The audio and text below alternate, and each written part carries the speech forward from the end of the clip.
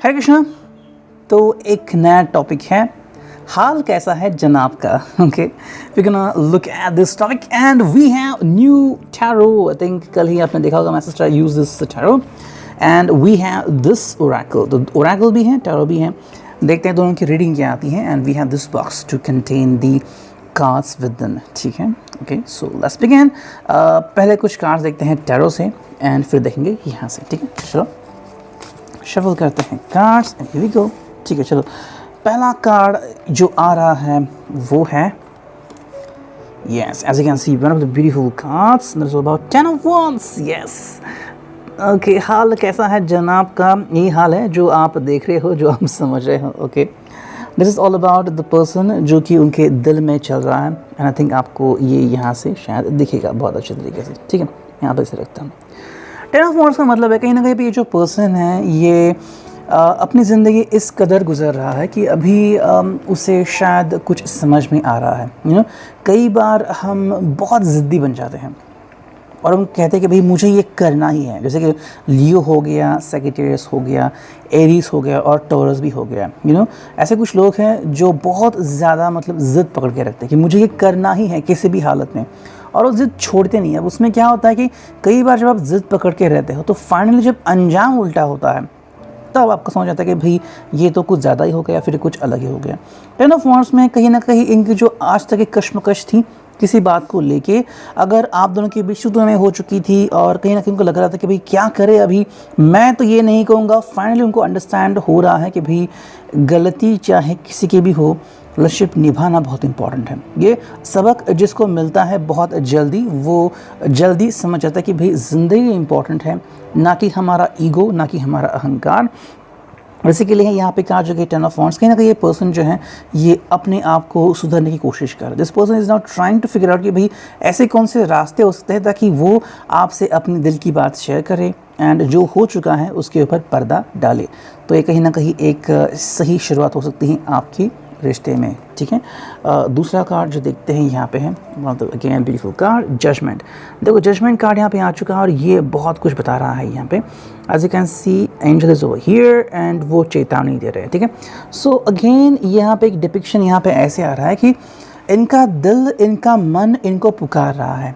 ठीक है, देखो कई बार हमें लगता है कि भाई हमने बहुत ही गलत कर दिया, यू नो, अब उसको सही करने का मौका, या फिर यू नो हम कहते हैं कि भाई अब ये अल्टीमेट है, अब अगर इसके बाद अगर आपने कोई गलती की तो उसकी फिर माफ़ी नहीं मिलेगी। You know, judgment I think कहीं ना कहीं ऐसा हो रहा है कि मे बी आप दोनों की रिलेशनशिप के बीच में अगर तनाव बहुत बढ़ चला गया है तो यू नो एक मोमेंट ऐसा आता है कि अगर और उन्होंने कुछ कहा कुछ भी तो शायद आप उनको हमेशा के लिए छोड़ दोगे या फिर उनसे बात करना हमेशा के लिए बंद कर दोगे। यू नो, आप उनका मैसेज नहीं रिसीव करोगे, आप उनको कॉल नहीं रिसीव करोगे। आई थिंक ऐसा कुछ हो सकता है या फिर हो चुका है। यू नो, अब उसके लिए ये कहीं ना कहीं पर्सन जो है ये अंडरस्टैंड कर रहा है कि भाई ये एक रियल अल्टीमेटम उनको मिल रहा है कि कहीं ना कहीं पे उनको अपनी गलती का एहसास होना बहुत ही लाजमी है, बहुत इंपॉर्टेंट है।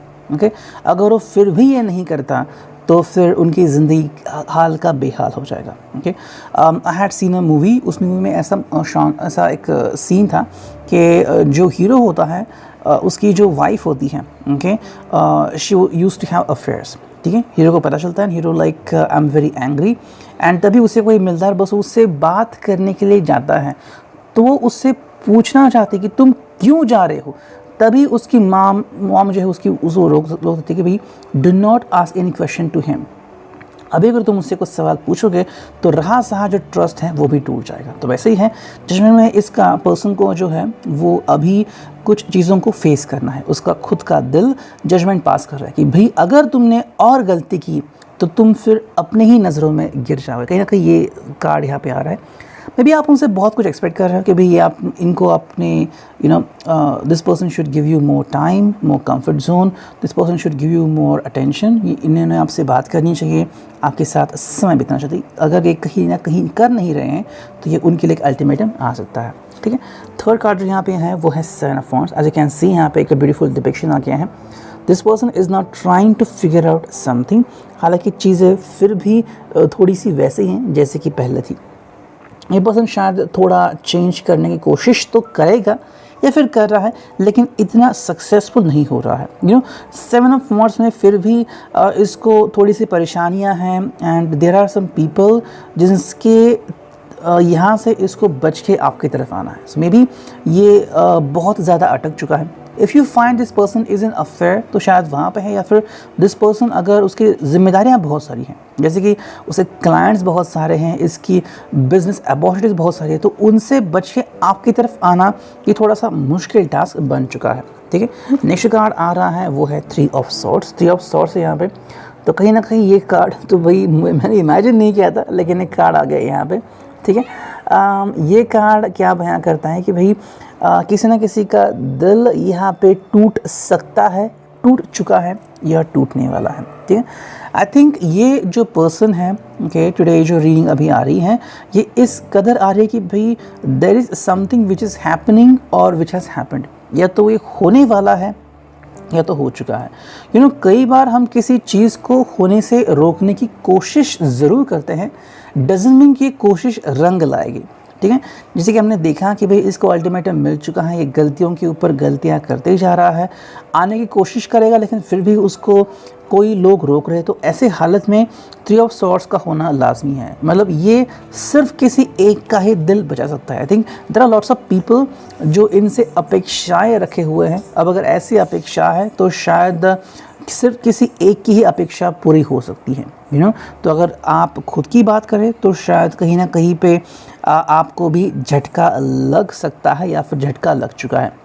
Maybe you are looking at this card कि शायद किसी की रिलेशनशिप जहाँ पे डेड हो चुकी है या फिर जहाँ पे एंड हो चुकी हो, ये उनके बारे में भी हो सकता है। This is about the kind of person कि भाई ये अगर थोड़ी सी देर और करते हैं तो हमें फिर गुस्सा आता है, फिर हम बहुत निराश होते हैं कि भाई हमने आपके बारे में क्या सोचा था और आपने क्या किया, है ना। कई बार क्या होता है ना कि हमारे इमोशनल स्टेज जो होती है वो बहुत इंपॉर्टेंट होती है। उस स्टेज को प्रोटेक्ट करना, प्रिजर्व करना बहुत इंपॉर्टेंट है। एक बार वो समय चला गया फिर आप कितना भी करें कुछ सही नहीं होगा। जैसे कि मान लीजिए मे बी आपके लिए स्पेशल दिन है, मे बी आपका बर्थडे है, या फिर ऐसा कोई दिन है जहाँ पे आप सबको बताना चाहते हैं कि भाई ये आपका बॉयफ्रेंड या गर्लफ्रेंड है। आप बहुत वेट करते हैं लेकिन ये पर्सन आता नहीं है। 2 हफ्ते बाद, 2 दिन बाद वो आता है और तब कहते हैं कि yes I am with you, लेकिन तब तक समय जा चुका होता है और कहते हैं कि अब कोई फ़ायदा नहीं। तो 3 ऑफ सॉर्ड्स मतलब किसी न किसी का दिल टूट चुका है पहले से ही या फिर टूटने वाला है, तो ये किसी न किसी के लिए अंदेशा हो सकता है, तो आप अपने दिल को ज़्यादा संवार सकते हो। ठीक है, नेक्स्ट कार्ड जो यहाँ पे आ रहा है, ओके, ये है द लवर्स। ठीक है, द लवर्स का कार्ड यहाँ पे आ रहा है, लेकिन साथ में ये भी कार्ड आ गया तो हम इसको भी देखेंगे जो कि है द डेविल। तो देखो दोनों कार्ड यहाँ पे आ रहे हैं और दोनों को ही आपको अंडरस्टैंड करना होगा। This is the kind of duo, ये ड्यूओ है और आप इसको ड्यूओ को आपको अंडरस्टैंड करना ही पड़ेगा। देखो द लवर्स की परिभाषा यहाँ पे है, कहीं ना कहीं पे दिल तो लगाया है लेकिन यहाँ पे डेविलिश एनर्जी है। डेविलिश एनर्जी मतलब एक ऐसी एनर्जी है जो आपको अपने प्यार से दूर रख रही है। सो आई डोंट एग्जैक्टली से कि भाई ये पर्सन ये पूरी तरह से गलत है, लेकिन कहीं ना कहीं मुझे लग रहा है कि शायद कोई नेगेटिव फोर्स है, नेगेटिव एनर्जी है जो आप दोनों के अगेंस्ट वर्क कर रही है। तो आप कितनी भी कोशिश करना चाहे इनसे बात करने की, ये कोशिश करना चाहें आपको समझाने की कि भाई क्या हुआ, क्यों हुआ, इसके पीछे की वजह क्या थी, तुम्हें ये समझना ही होगा। वहाँ पे आ रहा है 3 ऑफ सॉर्ड्स। जहाँ पे 3 ऑफ सॉर्ड्स हैं तो दिल टूटने का खतरा है ही, और मेरे हिसाब से दिल टूट ही चुका है। And that is what you need to understand. अब अगर दिल टूट चुका है तो यहाँ पे आ रहे हैं 2 कार्ड जिसमें है द लवर्स। आपकी फीलिंग यहाँ पे दिख रही है, आप उनके लिए बहुत ज़्यादा फील करते हैं, लेकिन यहाँ पे तड़पना तो है ही, कोई ना कोई तड़प ज़रूर रहा है। या तो आप या फिर वो पर्सन जो है वो एक दूसरे के लिए बहुत ज़्यादा फील कर रहा है, बहुत ज़्यादा कशिश है। लेकिन जो अल्टीमेट है कार्ड जो कि है द डेविल, तो ये देखो दोनों ही मेजर अरकाना आ चुके हैं। इसका मतलब है कि भाई द डेविलिश एनर्जी यहाँ पे। And now what is happening is that this person is now not reaching up to you, या अगर आपकी तरफ आ भी रहा है तो भी उसे काफ़ी प्रॉब्लम को फेस करना पड़ रहा है। एंड जो फाइनल कार्ड है वो king of wands. Okay, finally I think ये जो एनर्जी यहाँ पे आ रही है, ओके, यहाँ से कुछ अलग ही मीनिंग निकल रही है। जो निकल रही है मैं आपको बता रहा हूँ। ठीक है, मेरे हिसाब से कोई पर्सन है, या तो आप या फिर वो, किसी को अपना अल्टीमेट गोल मिल चुका है या मिलने वाला है। ठीक है। मेरे हिसाब से ये पर्सन अगर किसी साथ अफेयर में था तो शायद उसी को चुन सकता है, या फिर ये जो पर्सन है या फिर आप अगर दिल का दर्द लेके आगे बढ़ रहे हैं तो शायद आप किसी और के साथ ज़िंदगी बिताने का फ़ैसला कर चुके हैं या फिर कर सकते हैं। एक्चुअली मैंने ऐसा होता हुआ देखा है, एंड ऐसा कई बार होता है। जब दिल टूटता है तो इंसान दिल से टूट जाता है, उसके पैर के नीचे की ज़मीन टूट जाती है, तो फिर वो फोकस नहीं कर पाता। यही बात है कि वो फिर अपना जो फोकस है वो हटा देता है एंड वो किसी और की तरफ जाने की कोशिश करता है, फिर उसको किसी का सहारा चाहिए होता है। किंग ऑफ वॉन्ड्स यही बता रहा है कि this person is trying to figure out कि मुझे क्या मिलेगा, ओके क्या होगा मेरे लिए या फिर क्या सही होगा। कहीं ना कहीं यहाँ पे लस्टफुल एनर्जी आती है कि भाई I am getting what I want, doesn't mean सामने वाले को वो मिल रहा है लेकिन मुझे वो मिल रहा है। तो अगर आपकी तरफ नहीं आ रहा है किसी भी वजह से, अगर आपको पूरा यकीन है, अगर आपको लगता है कि भाई there is a person who is manipulating you, तो शायद वो उनकी तरफ जा रहा है। हमने देखा कि यहाँ पे डेविलिश कार्ड है, डेविलिश एनर्जी है, तो वो भी यहाँ पे दिख रही है। हालांकि दूसरा कार्ड, दूसरी मीनिंग यहाँ पे ये भी आ रही है कि शायद आप जो है वो अपने लिए किसी और का चुनाव भी कर सकते हैं। हालांकि ये टेम्पररी बेस पे भी हो सकता है, ठीक है। ये था रिगार्डिंग दिस टैरो। अब देखते हैं ओरेकल से क्या रीडिंग आती है। तो चलो कार्ड्स करते हैं शफल एंड देखते हैं कि रीडिंग कैसे आती है। चलो पहला जो कार्ड यहाँ पे आ रहा है वो है कशिश, okay. So as this card says, यहाँ पे कशिश है। This person really feels about you, okay. ये आपके लिए बहुत ज़्यादा फील करता है and this can be seen, this can be considered. Excuse me. देखो कशिश है यहाँ पे, ये पर्सन आपके बारे में फील तो ज़रूर करता है, लेकिन जहाँ तक बात आती है कि सामने वाले को एक्सप्रेस करने की कि भाई आप उनके बारे में कितना फील करते हो, क्या वो आप तक पहुँच पाते हैं। अगर पहुँच पाते हैं तो आपको पता लगा कि भाई ये पर्सन रियली आपके लिए फील करता है। जैसे कि मान लीजिए आप और इनके बीच का जो सफ़र है वो 250 किलोमीटर का है या फिर 25 किलोमीटर का है, बीच में कहीं ना कहीं अभी जो हालात हैं, शायद लॉकडाउन लगा है, फिर भी अगर आपकी तरफ आने की कोशिश करते हैं या फिर इतनी दूर से अगर आपसे मिलने के लिए आते हैं, तो वही बात है, this person really loves you और वो एक्सप्रेस कर रहे हैं। लेकिन अगर सिर्फ कोई दिल से कह रहा है कि हाँ भाई मैं आने की कोशिश करूँगा लेकिन आ नहीं पा रहा है, तो इससे आप खुद समझ जाएंगे कि ये पर्सन क्या करने की कोशिश कर रहा है। सेकंड जो कार्ड है वो है एक मुलाकात। This person is trying to communicate with you, ये आपसे मिलने की कोशिश ज़रूर करेगा या फिर कर रहा है। इस पर्सन को बस आपको यही बताना है कि भाई this person really feels about you, लेकिन ये मुलाकात कब होगी, कैसे होगी, you never know about it, ठीक है। थर्ड जो कार्ड है वो है साथ निभाना। This person is trying to be with you. देखो साथ निभाने की कोशिश हो रही है, लेकिन कहीं ना कहीं मुझे लग रहा है कि आपको शायद ऐसा लग रहा है कि भाई there could be somebody else, या तो आपके मन में या फिर दिल में किसी ने ऐसा कहा होगा या फिर किसी ने ऐसा बिठाया होगा दैट कोई और भी है, या तो ये बस कोई प्रैंक कर रहा है या फिर आपको सीरियसली ऐसा लग रहा है that there is somebody else. लेकिन ये जो पर्सन है ये आपका साथ निभाने की कोशिश ज़रूर करेगा। हालांकि अब ये डिपेंड करता है कि क्या आप इसके ऊपर ट्रस्ट करते हो या नहीं। नेक्स्ट कार्ड है वो है तुम्हारी बातें। सेस आपकी बातें इस पर्सन के लिए काफ़ी इम्पोर्टेंट है, आपकी बातों से ये पर्सन काफ़ी कुछ समझ आता है, या फिर यूँ कहे तो आपकी बातें इसके लिए काफ़ी इम्पोर्टेंट है, ठीक है। नेक्स्ट जो कार्ड आ रहा है यहाँ पे वो है उम्मीद। तो कहीं ना कहीं मेरे हिसाब से आप इनसे उम्मीद लगा के बैठे हैं कि भाई जल्द ही ये पर्सन आपसे मिलेगा और जो भी इसकी दिल की ख्वाहिश है आपके सामने रखेगा। मे बी आप बात कर रहे हो कि ये पर्सन या तो अपने दिल के दरवाजे खोलेगा और आपको सब सच्चाई बता देगा।